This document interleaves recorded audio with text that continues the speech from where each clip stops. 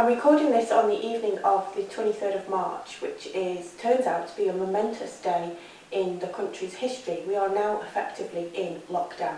So I've just watched the Prime Minister's briefing this evening in which he's indicated that pretty much everywhere now has to close down.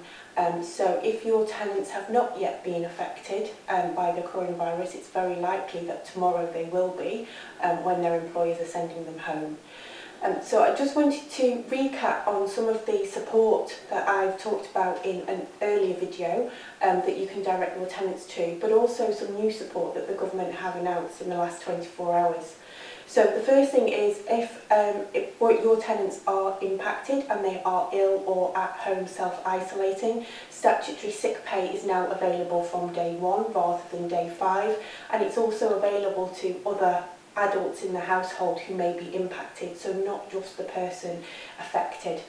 I mentioned earlier that ideally you want your tenants to be sending you and obviously their employer to claim statutory sick pay an isolating note which they can apply for and download directly from the NHS or 111 websites.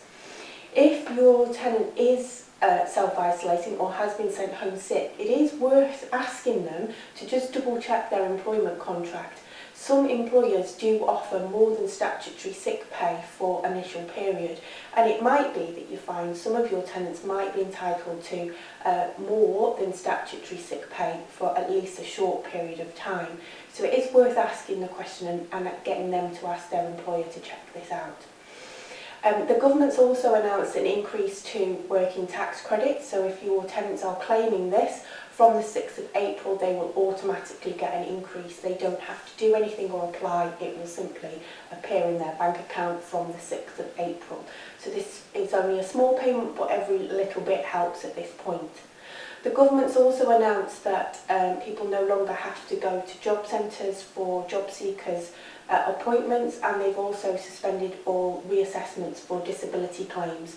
So again, if you've got tenants claiming these benefits, it's likely that these will not stop.